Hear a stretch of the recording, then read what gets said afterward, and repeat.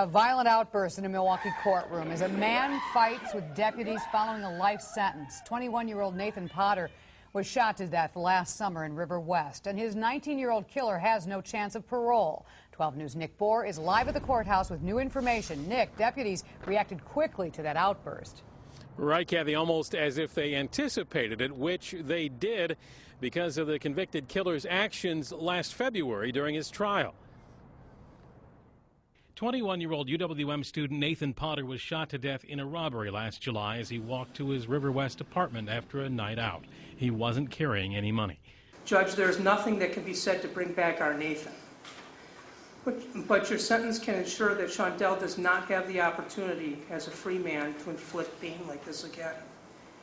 Is there such thing as pure evil? We think so. At his sentencing today, 19-year-old Shondell Jackson was facing a mandatory life term for pulling the trigger, but hoped for a chance at parole, a hope dashed by Judge Rebecca Dallett, who gave him life without parole, sparking the outburst.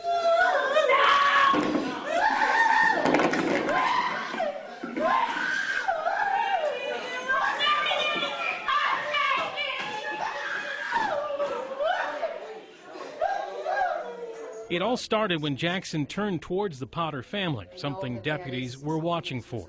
At the sentencing today, prosecutors played this 12 News video of Jackson's February conviction when Jackson gestured to the Potter family several times, cursed at them, and as he was let out of court, our camera caught him smiling at the victim's family.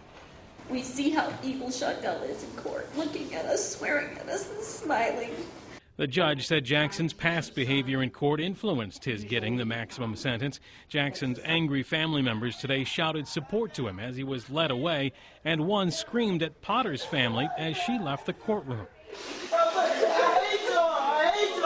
Our little girl was afraid. She was afraid that he was going to try and kill one of us. She was afraid. You know, I hope that as he spends the rest of his life in jail, that he comes to terms with it and does value human life, and that there is some redemption for him at some point. But that's totally up to him.